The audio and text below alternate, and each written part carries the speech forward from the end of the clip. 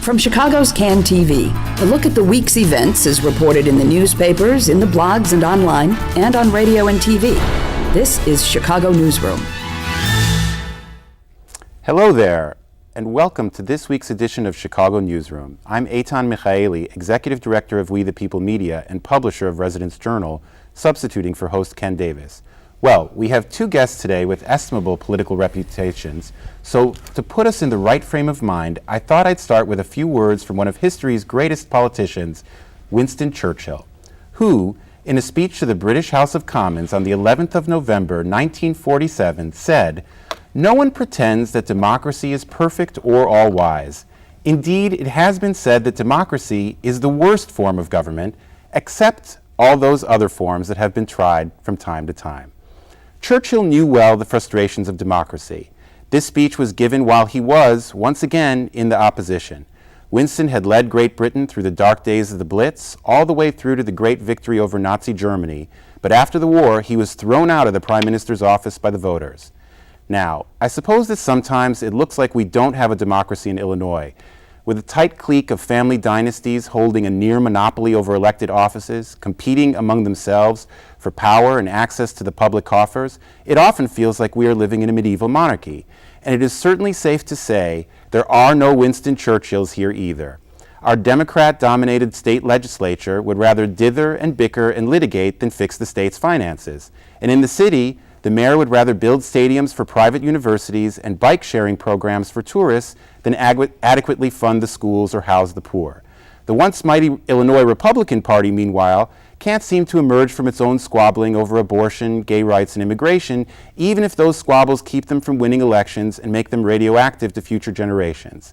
Nevertheless, we can laugh at Churchill's words exactly because we know there is no alternative to democracy.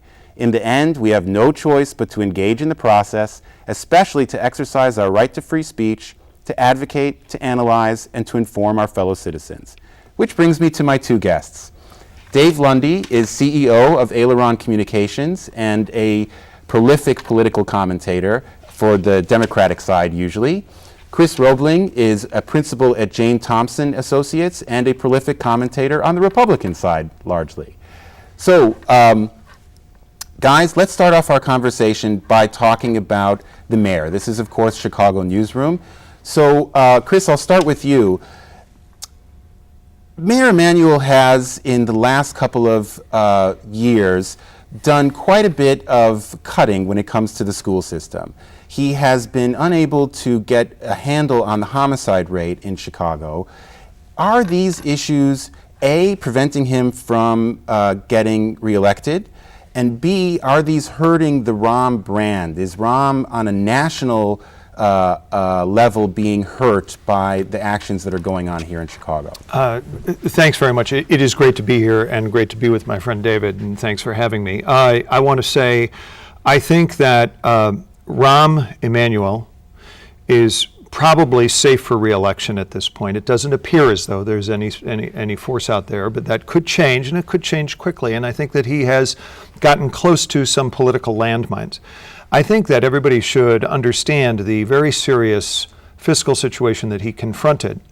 And I think that he is the most cosmopolitan individual ever elected to the mayoralty. Mm-hmm. And I think that he has a full sense of what needs to happen to keep Chicago and the Chicago region competitive in the 21st century. Chicago is, not to say on a precipice, but it's close. It is close, and it is spending considerably more money than it takes in. So I think that Rahm has identified a fundamental weakness for the city and the region, but maybe he's going about addressing that weakness in ways that are politically troublesome for himself and for, say, regional consensus. But I give Rahm a lot of credit, I give the mayor a lot of credit for addressing these issues forthrightly, for not blaming them on his predecessor, which he could easily do, and for trying to work his way through them, even if he is doing so in a way that's causing some political upset, which is not unusual when one has to cut back from prior high levels of spending. Mm-hmm. Dave, do you think that this back and forth with the teachers union in particular is costing Rahm, or is that something that any Democratic candidate who wants to get ahead has to do? In other words, has to face off against the one of the core constituencies to make sure you're not beholden to them? Well, I have to agree with my good friend Chris, and it pains me to do so frequently, but he's right. The mayor was dealt a very bad hand from a fiscal perspective. Mayor Daley spent prolifically and refused to ever make the hard decision of raising taxes, and instead did things like mortgage our future with parking meters. Or the Skyway, and use the money earned in those privatization moves to pay operational expenses. I mean, it's just bad fiscal management, and at the time people said it was bad, but nothing could be done. So I think he had a bad hand. The question, though, and I'd like to go back to your original question, which is, how is it affecting his brand? I think it doesn't affect his brand nationally, but it does affect his brand locally. I think the mayor's taken a lot of hits. I think that the teachers union arguments have hurt him, and I think that there's a general sense that the mayor is too arrogant and is will do these things regardless of what the impact is going to be on community. And the best example I can come up with that is when they announced school closings. The mayor was on a ski vacation in Utah, and he put Barbara Byrd Bennett out in front to make that call, and it just rubbed people the wrong way in a significant sense. So, but is it going to stop him from being reelected? No, it won't, because you talked about Churchill in your opening. This isn't a parliamentary democracy. You don't beat somebody with nobody. There's no vote of no confidence. I frequently wish there were, so you have to have somebody to beat Rahm. And number one, Rahm is going to wind up raising more money than God. He's already raised, I don't know, $15 million for his reelection, something like that, and can raise an unlimited amount of funds from all over the country. So that's going to be very intimidating to anybody who would try to go up against him. And number two, Rahm has a reputation for ruthlessness. And very few people are going to want to take on the king if you don't think you're going to be able to beat the king. And right now I see no dynamics that are going to allow anybody to beat the king. Yeah. Well, let's move on. Let's talk about Metra, because Metra is a bipartisan mess. I think we can agree. And we're in a situation where the scandal at Metra has been engulfing not just the folks in this region, but also it's taking Speaker Madigan down and impacting the governor's race.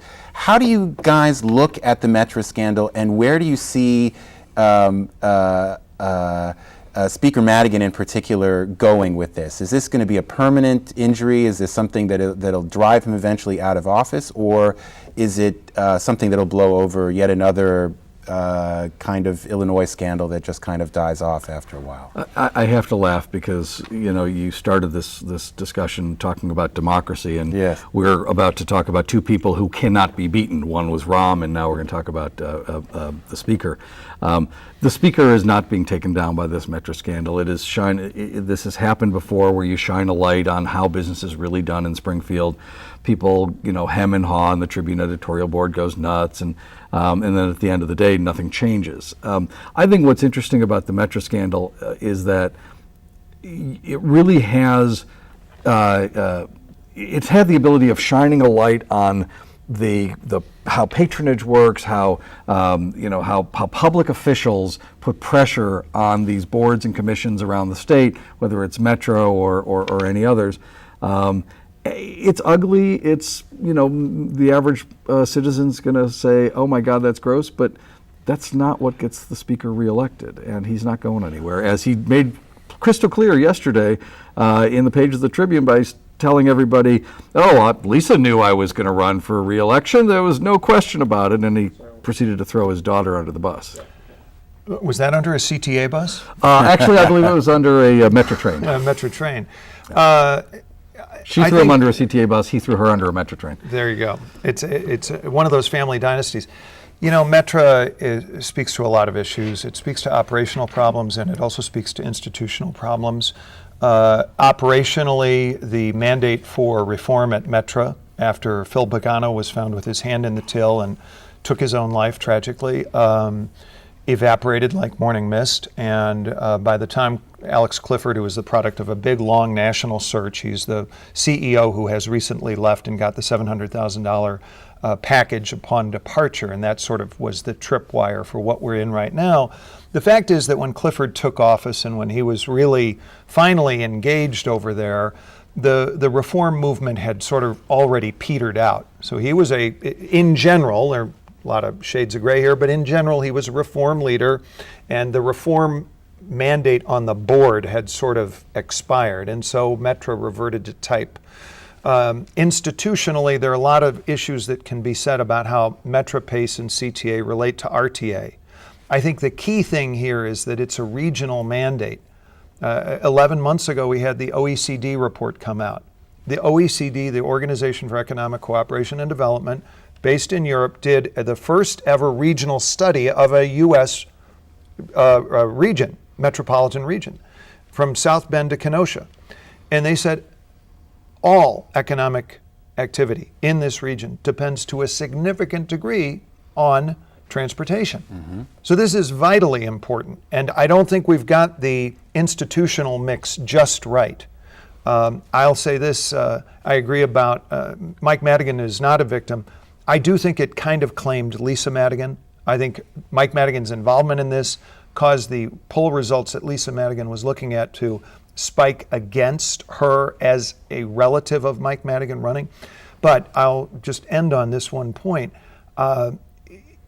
The appointing authorities, the people who actually name these guys and ladies on the board of Metra, PACE, CTA, and RTA, the appointing authorities need to come forward.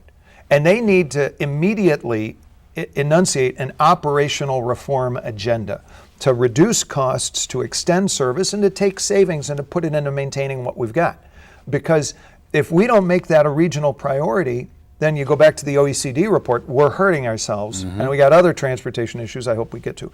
But I think this is extremely significant, and when the Tribune goes off and says, what we need to do is go down to Springfield, Springfield can't even pay itself right now, and RTA is going to be 83rd on their list of concerns. Mm-hmm. We need to take action with the appointing authorities right now. This is my 2 cents. Chris, let me follow up with you. What does it say about the way that things work in Illinois, as Dave put it well, mm-hmm. when you have a Metra that has Republican and Democratic members that really aren't acting different in the mm-hmm. sense that they are all engaged in patronage, apparently, and are all engaged in contracting. Right. I would say that the link between politics and transportation goes back to Cyrus, the king of Persia, at about, I think it was 3500 BC. I mean, further than Churchill. Yeah, I mean, so politics and the Romans and the aqueducts and where the via was going to go. This is nothing new. And here in Chicago, I think we all recall that half of Harold Washington's field, neighborhood organization ended up with jobs at the CTA. I mean, that's not new, and this is actually pretty tame by the standards of what we've seen in the past. So I think that the question you pose is very important because it shows this sort of establishment orientation, that when people get to, here's a Democrat, a Republican, we get onto the Metra board and I support your guy for one job because I know you'll help me with my guy on the next job. This is what happens. It's happening because, if I may say, these boards are a little bit backwaters. I mean, people don't really focus on the mm-hmm. board, and that's why the elected officials who appoint the board members have got to come out of the background. They've got to say, we've got a reform agenda, and if you're not going to stick with it, then you're out. And actually, Chris is exactly right on this, but part of it is sustained focus. And this is what is incredibly difficult, whether in the press or in the political community. Because if you do not keep the focus on reform, which Alex Clifford tried to do, although, just to be clear, there are no good actors in this drama. There are only shades of bad actors. Mm-hmm. Exactly. Which is a book I haven't read, but anyway. Right. Yeah. but they're 50 Shades of Bad Actors. Okay. But if you don't keep that pressure on, they will go back to the way things always were. And it's just an endless cycle, and it's a problem. So, you look at, where can you wind up having a lot of impact? And the Tribune's decided it's going to just focus on the pension issue, and doesn't matter what's happening, they're just going to keep singing the same songs. It gets annoying for those who are actually involved, because they say, well, wait a second, there actually are things happening here, and you're acting like nothing's happened.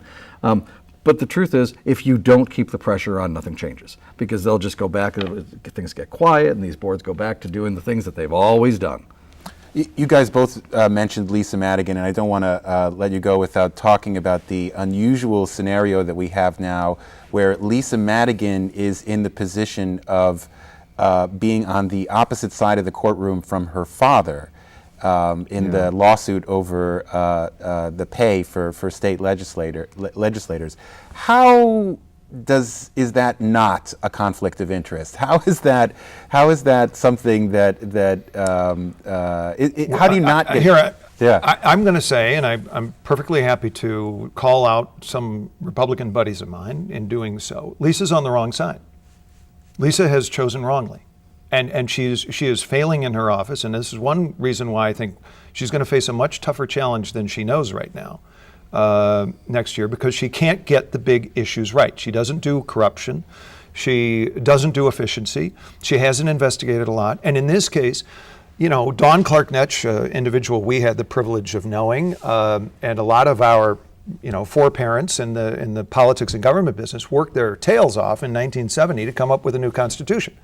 Article 2, Section 1, separation of powers. So this was not the last thing that, before we leave, before we go out for a pizza, let's put this in. This was right at the top.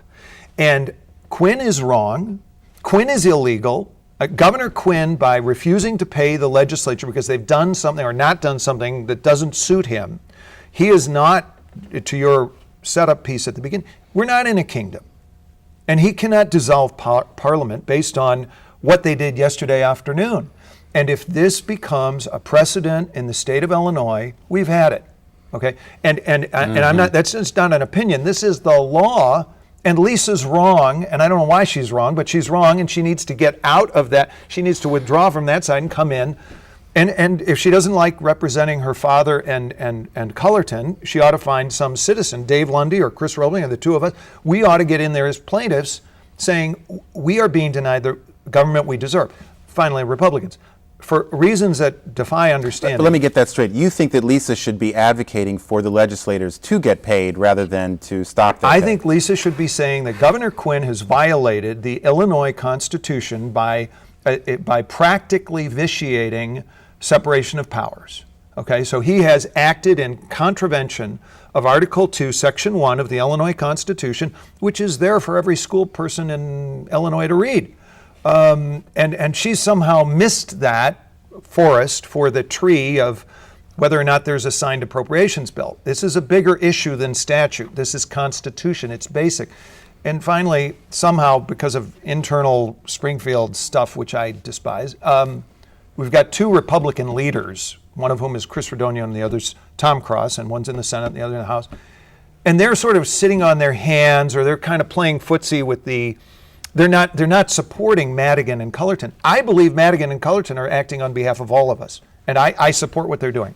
Yeah, I'm in the uncomfortable position of agreeing with the speaker on this one, and the Senate president, and going against Lisa on this, because I just think the precedent is outrageously bad. If a governor could stop paying legislators every time he doesn't like what the legislature's doing, I mean, that gives the governor enormous power. And that's just not how our system functions. You have multiple branches of government, and I just think that, look, this was a stunt.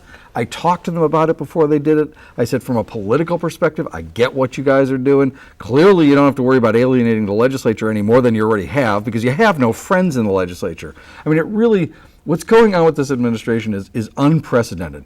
Rod Blagojevich could always count on Jay Hoffman in the House and Emil Jones in the Senate to introduce his legislation, to do his bidding. Pat Quinn can count on nobody in either chamber of the legislature to do anything. So from a political perspective, I get what he's doing, but Chris is right. From a legal perspective, from a presidential perspective, this is just bad. Well, to what extent was this move from Governor Quinn directed against Bill Daley, his rival in the Democratic Party for the nomination? And to what extent did it work? Bill Daley, who's going around the state telling everybody what a great reformer he is and condemning the insider game, and you sit there and your head explodes saying, I'm sorry, do you know your brother? Have you met him? Should we introduce you to your brother? Either of your brothers, the one in the control of the county or the one in control of the formerly in control of the city. Look, this is all politics. This is about 2014. This is about the primary. That's why Pat did it. He's done very few things that get him on the side of the angels. And clearly the public is going to agree with the governor, because who hasn't said, darn it, I don't want to pay these people if they're not going to do their job. But I think it's like a Rod Blagojevich press conference. It's all cotton candy, and it sounds good at the moment, and 83 minutes later you've got terrible indigestion. I mean, and this is, it is beneath Pat Quinn. Beneath Pat Quinn? I'm saying I like Pat Quinn, a nice guy, but I think it is beneath Pat Quinn. It is beneath anybody who takes an oath to support the Illinois Constitution to go in and pull this kind of thing. With respect to Daley, I would say what Bill Daley, we were talking Metra, I just got to say this, what Bill Daley knows about regional transportation fits in the smallest thimble that they sell at Walgreens. Okay, I'm telling you, because when he came out with his cockamamie plan, his brother took 300 million scarce regional dollars and put them in the basement of Block 37 with no transportation impact for anybody. It is a tunnel to nowhere, and how it has evaded public conversation so long, I don't know, but I'm dedicating myself to saying, if he doesn't go down there and dig out those $300 million and put them back in the till at the RTA, he doesn't deserve to be dog catcher. Chris, you want to explain what you're talking about on the Block 37 thing? Richie Daley wasted $300 million on a so-called superstation below Block 37, and he'll wear that jacket to the end of his days and beyond. And this is people Democrats had a lot of fun laughing. My Democrat friends had a lot of fun laughing at Don Stevens with the so-called bridge to nowhere up in Alaska, where I used to be a resident. Let me tell you something. This was $300 million in downtown Chicago, not in some misty Alaskan fjord, and nobody wanted to talk about it when it was happening. And now it's down there, never to provide benefit. We're wrapping up in the next few minutes, but before you guys go, I want to make sure that we talk a little bit about the upcoming governor's race. And I want to ask, even though we've talked about a myriad of disasters here in this state, is the Republican Party, you would think that in a normal circumstance that the Republicans would have a great shot at winning the governor's mansion, but is the Republican Party the underdog here, and are they going to be able to get it together, get past the squabbles that I mentioned earlier, to be able to put together a viable candidate? Well, great question, Chris. Yeah, thanks. Well, one hopes.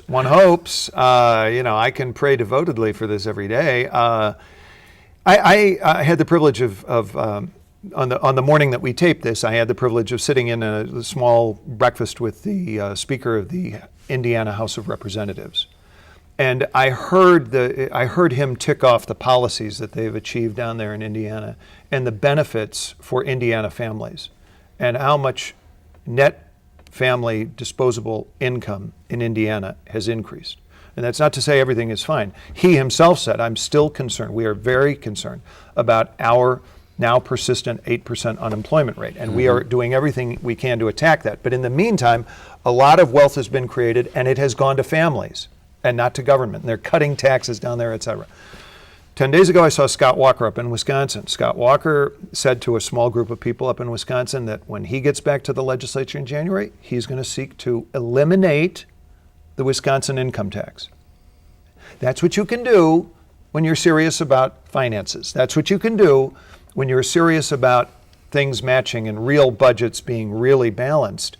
So there are a lot of great ideas out there that are benefiting regular people, school kids, recipients of aid, Medicaid recipients. There are a lot of ways to make the government that we all want to have efficient on a unit cost basis so that we can have as much government as we can pay for. The problem is if we get sidetracked with issues that are divisive and issues that categorize Republicans, then maybe we will not be heard by the voters. So I'm hoping our 4 candidates work in the right direction. Let the record reflect, Chris didn't answer your question. He talked about his friends in Wisconsin and Indiana. The reason he didn't answer your question is because there are no good answers to your question about whether the Republican Party will field a good candidate. It is astonishing that in a state that is as messed up as this one is, that has one-party rule, that Republicans have been completely unable, either in the legislature or for higher office level, to take advantage of what the opportunities that are being handed to them on a silver platter. You look at the Republican field, and there are some good candidates in the Republican field. I happen to think that Bruce Rauner, at the end of the day, will present the best opportunity for Republicans. Do you agree, Chris? Is Bruce Rauner the... Well, I think each has got strengths, each has weaknesses. I think Rauner is a new flavor, right? Rauner's a newcomer, and I think he's going to get a very close look by a lot of people. Right. I think Dan Rutherford is a compelling candidate, but there's one issue that's going to dog him as we move forward. I think that, and then you look at Dillard, State Senator Kirk Dillard, State Senator Kirk Dillard, State Senator Bill Brady. They just played this game 4 years ago. Dillard came within 187 votes of winning, but has been systematically moving to the right to try to make up for the fact that he did a video for Barack Obama when Barack Obama ran for president. Was it his president or for Senate when he ran? No, it was his Iowa presidential. Right. Yeah. So Dillard's been trying to get his Republican bona fides beefed up and basically been apologizing for that video ever since he made it. So you have such weakness throughout that ticket. It's really, I find it astonishing to believe that Pat Quinn could win re-election, but I would put my money on that now.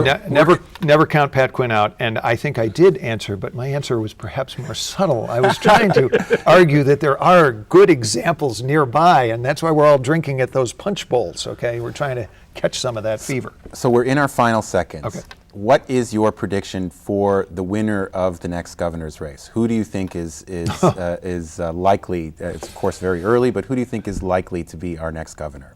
I'm going to say Rauner. I will say I think probably Rauner comes out, but I'm not saying that there aren't good candidates on the Republican side, and never ever count Pat Quinn out, even if he gets the Illinois Constitution wrong, as he has. I mean, Pat Quinn has survived one political fiasco after another and has continued to rise. He's a strong closer. I call him the Emperor Claudius of Chicago politics. If anyone remembers Emperor Claudius of Rome, he was a disabled politician who somehow was still able to outflank all of his better-looking, better-spoken opponents. Okay, so we're wrapping up, and I just want to say thank you very much to my two guests today. Dave Lundy is the CEO of Aileron Communications and a Democratic political analyst. Chris Robling is principal at Jane Thompson & Associates and is a Republican political analyst. And I've been Ethan Michaeli, substitute hosting for Ken Davis. You've been watching Chicago Newsroom, a community service of CAN TV. Of course, you can find us here at cable, but you can also see us online at this address. Check us out there or subscribe on iTunes. I'm Ethan Michaeli. Thank you for joining us.